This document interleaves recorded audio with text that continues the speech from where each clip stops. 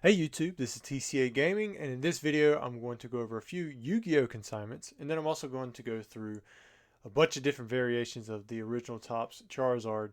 Some of you may have seen like there's like different colored logos and that kind of stuff. I'm going to explain a lot of that to you.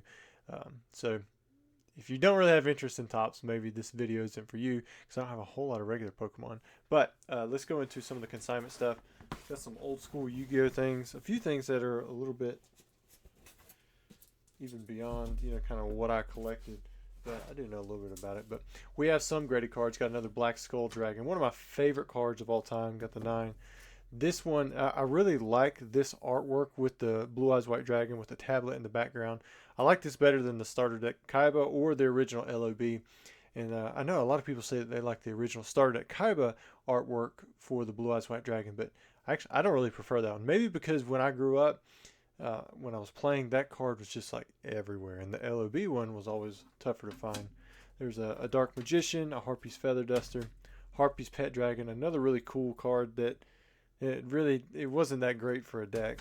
You got Light and Darkness Dragon, the Magic Arm Shield. I think Joey used that one. I can't remember.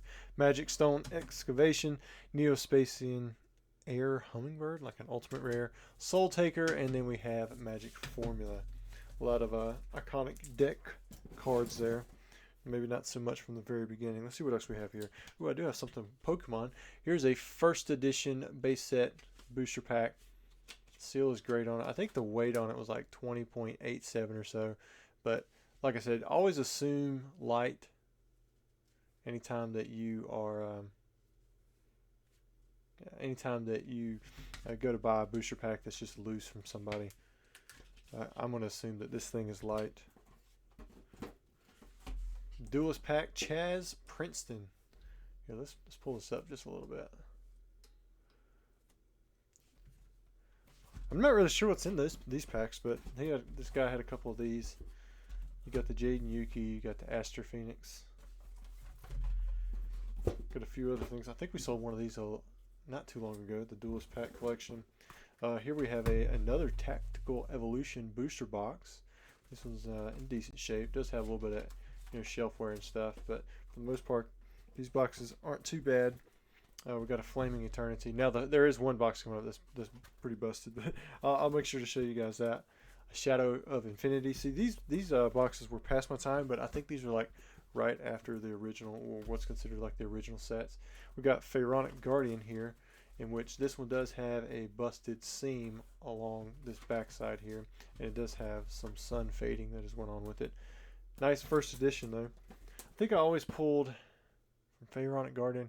Maybe it was like I was gonna say Hell Poemer, but maybe I'm just saying that because I think that's the one sitting there in the background. I can't remember. I did open up a lot of those. All right, next, and then we do have two more booster boxes. Got a Dark Crisis. Got the Exodia Necross there in the background. This one's pretty hard sun faded. Skull Archfiend of Lightning. It's kind of like a summoned skull. I like that one. I always thought the artwork was super sweet on it. Got Dark Revelation there, Volume 1. And then I'm going to jump into what I was talking to you guys about here in a minute with the top series stuff. But I did want to go over a few cards because I put some of these up for sale. Some of them sold right away. Like there was a pop-up, a Topps Challenge Advanced card that sold pretty quickly. But these were part of my personal collection. This one I am keeping one of every variation of the Charizard from the original Topps, but I had a higher grade for this one, so that's why this one's being sold. This is third print, which means it has that green logo there on the background.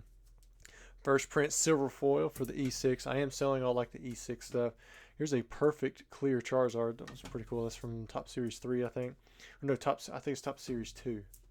Yeah, Top Series 2.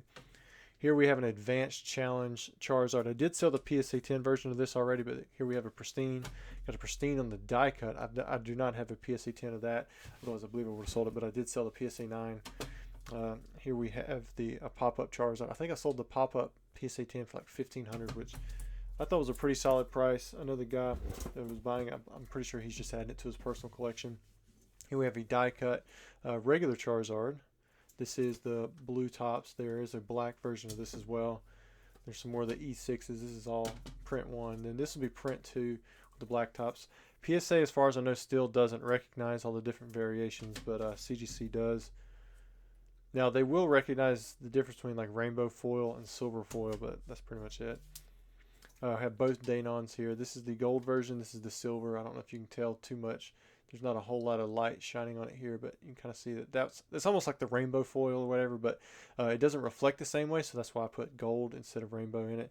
You can kind of see with the name, it's like a gold Charizard, and then if you look at the name here, that's a silver Charizard. So like that's the biggest way to tell the difference between the two variations of the Danon Stadium Tip holographic Charizard, or the Blastoise, Venusaur, whatever else you have.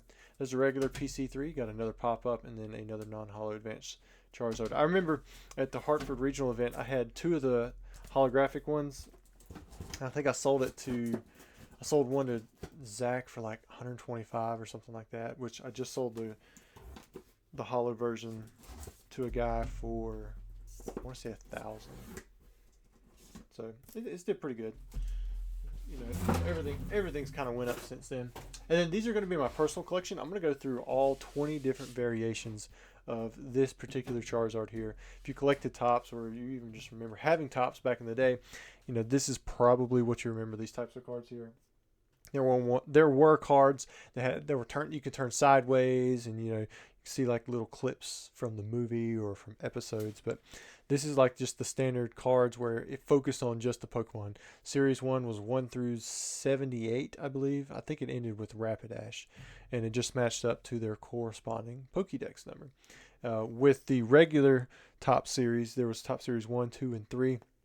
Top Series 2, I think, went from right after Rapidash to like 78 or 79. It went through like 116. I think it was through Seadra, maybe it was 117. And then it went through Top Series 3 was like 118 through Mew, which was 151. However, with like the Chromes, it was only Top Series 1 and 2. They combined Top Series 2 and 3. But they're much harder to find with the Top Series 2 and 3. But overall, they're not crazy hard to find. But anyways, this is your very first print, non-holographic, and it has a blue logo right there. So like this would be your print 1. Here's a silver foil, so it's still going to have the blue logo on the back side there. And then you have the rainbow foil, so the foiling is going to be different. So this is going to be like a more smooth, and this is kind of like a almost like a wavy, I guess, but it reflects completely differently, especially when you go to put it on a scanner. You can kind of see it here, how they reflect differently. So this is 1, 2, and 3. This is all first print. They all have the blue label. You have non-holo, silver foil, and rainbow foil. Now we move into, let me get this box. Well, we'll just set it right here. Yeah, so second print going to be similar, except it has a black logo. You know, that's going to be the main difference there. And then you have a silver foil, but you can see it's got like these rays coming out. And then you also have, that's another silver foil there. It's the pristine tin, so I kept that one. Then you have the rainbow foil, and again you can see kind of like the difference in how the holo foil reflects. And you can even see like it's better embossed almost on the silver foil. But the rainbow foil, typically this is what's going to be worth the most, because it's very, very hard to find these in tin condition, especially on the PSA side. CGC side, I'm not really too sure what the pop is, but I know on PSA side it's pretty low. And for the most part, like PSA would consider all of these in the same pop as the other, like the first print. So even though these are going to have different label colors, you see how these all have the black label color. They're not considered to have a variant other than, you know, you've got rainbow foil and regular foil, and I think I may have a few PSA rainbow foils in here, and you'll be able to see where they actually have that label. It's kind of weird with tops. Instead of saying holo, everybody searches by foil. I don't know if that's a tops thing or why that is. All right, so here we have third print, and that's another silver foil there. There's the rainbow foil. So these are going to have the green logo on the back side. So this will be variant 7, 8, and 9. And you can see it's got like these little flames. I'm not really too sure if that's exactly what it is, but that's the foiling type. And then you can see this is the rainbow foil. I do not have a tin in this one. Oh yeah, also these have the black logo on the back side, but the reason you can tell that they are different is because how the foiling texture is different. Like with print 2, you had the rays. Print 3, you have these flames. All right, so we're up to 9 variations so far. All right, fourth print, similar type deal. Got the non-hollow, which is going to have a red logo on the back side, and then I've got a perfect on that one, so that's kind of cool. These are also going to have the black logo, so they're going to match the second print. However, they have these little bullseyes, right? That's the kind of foiling similar to almost like a Topps Chrome. And then there's the rainbow foil. This one's super nice. Fourth print, pristine tin, rainbow foil, and I'll take that all day long. All right, so we're up to 12 variations now. The next two, these are kind of tough. This is the toughest one. It's the only one that really doesn't have a differentiating factor that you can tangibly see without having to like look at something that would be less visible to the naked eye, like maybe down to the texture or the printing color variance, which that can change with each printer, but we'll go over that here in a second. So this right here, this is considered fifth print. If you notice, it has the similar silver foil just like the very first print. So I'm going to show that to you. We'll go over that one again. So this is print number 1. So how do I know that this one is fifth print instead of first print? So if you flip them over, this one actually has a black label, right? And we saw that on all the holographic variations past print number 1, but this is the fifth print. And I'm over here knocking over my cards. Now this right here, when you flip it over, it also has a black label back here, and so you might be asking, well, how do we know that this right here, this Charizard, is not actually a second print? And the main reason is it has a little bit lighter color to it. So if we pull out print number 2, you can see the saturation's kind of stronger here. You'll notice very subtle differences in the texture, but one way that you would be able to know for sure is if you pulled it from a pack, right? If you opened up a fifth print pack. I got these, I want to say I got these, I could be misquoted, so I'm not even going to say, but I believe that individually I got these from the UK. I want to say that I got them from the same source, but I can't remember for sure at this point. And I kind of got lucky with this one. At the time when I purchased the collection raw for Charizards, and a lot of the ones that are in this collection now are ones that I had graded from that collection from, I believe it was Unlimited Spaghetti on Instagram, because I got the chromes and 10 off of him. He didn't have these two. I was able to obtain this one, and then I was able to obtain this one as well, and so this was kind of cool to add to the collection. But anyway, so we've got this silver foil here. That's how we know it's fifth print. And then this one right here, you don't really know for sure unless you really have to look at it. It's kind of like the difference between red logo, Psyduck, Golduck, Raichu, Energy Search, Recycle. Those, I think it's those 5 cards. The 1999-2000 Fossil, you could get it from the Thunderstorm or Tempest deck, right? Or you could get it from the booster box. But if you look at the glossiness of the surface, usually if it's got that high gloss, it's actually the Australian red logo print. Where if it's more like a inconsistent texture on the surface, then you're looking at the version that comes from the Thunderstorm deck, which is going to be a lot more common and usually less expensive. All right, moving on. So that's 14 versions. Now we're going to go to number 15 and 16. So here we have the UK version, which on the back side here, there are a few different things that are different.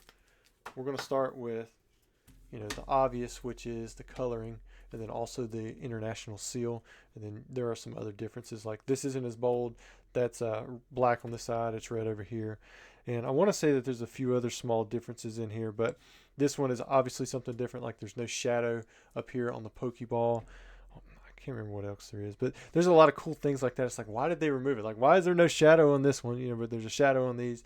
And so this is the UK version, the international version. I don't know if there's an Australian version. Maybe that's something that could be looked into. And yeah, so here's the silver foil as well. You can kind of see on the background, on the back side, that it has that same kind of deal where it's the black here, no shadow, international seal, some other things that are slightly different. So that's 16 versions. And then you guys probably know the last 4. I guess technically these may not be considered the Topps Series 1 since it's Topps Chrome, but it's still the same artwork, same type of card. And you've got these 4 right here. You've got the regular chrome, you have the Spectra Chrome, which you can see it's a little bit different foiling, and it actually says on the back side Spectra Chrome. You have the Sparkle Chrome, which I believe you would get 3 Sparkle Chromes per box, so 1 in 10 packs, something like that. And there's 78 cards in the set, so you're looking at what, 20 boxes, 25 boxes, 26 boxes, something like that. Just like that's your chance of pulling one of these Sparkle Chromes. And then the Techno Chrome was 1 in 15 packs, so you'd get 2 of these per box. And so I guess you'd be looking at 1 in 39 boxes or something just to pull, one of these Charizards, which who knows what the actual odds are, but you got the Techno there. I think in general, I like the Sparkle better. Like it's more appealing to me. I think it's the coolest. It looks almost like the Disco holoprint, right? And we're closer to like a firework, but Technochrome is by far the most expensive and definitely one of the most sought after chromes out there, especially being Charizard. But yeah, there's your 20 versions. The only other card I'm keeping this like a non-TCG for English is this particular Uno card, and that was because it was a gift from Poke Knowledge Cards. Definitely appreciate that, PK. I've got that stuck in there. I did sell the other Unos, or I've got them up for sale, the other ones that I bought from you. I think it was right around the same price that I bought them from you for. I think I got them off you maybe 45. I've got them on eBay for like $49.99 or something. So at least they haven't went down, a crazy amount. But anyways, guys, hope you enjoyed the video. I know it was probably boring showing you the same card over and over and over again, but it might be cool just to have this documented somewhere. I think I've went over it before when they were raw, and I was trying to get PSA to grade, the different variations, and I did supply that information, I believe, for CGC as well, and they did recognize the different variations. However, it's always good to repeat some of this stuff because a lot of times I don't title my videos at the very best, and this stuff just gets lost, especially since I don't have a ton of views out there. And now I believe showing all 20 versions compared to the previous time where I showed maybe 18 or 19. I don't think I actually showed 20 different versions because of that 5th print. Those 2 cards from the 5th print those were much more elusive, and the 1 version really doesn't have a whole lot of telltale signs like the difference in color for the logo and such. So I thought I would put it out there. But anyways, guys, thanks for listening to me ramble on and go into some Yu-Gi-Oh and probably some boring facts that are interesting to me. And I hope you guys stick around on the channel. We'll try to have a live next Tuesday, or this upcoming Tuesday, if I have Twilight Masquerade in. I don't have my product in just yet. I have received notification earlier in the week that how much I'm getting, and those numbers were good. I got all that I requested additional for, so I'll have plenty of boxes to open up for the live, but we'll start those back up as soon as I get Twilight Masquerade in. So hopefully I'll have it in by Monday so we can do a live on Tuesday. Thanks again for all your support, and I hope you guys have a great weekend.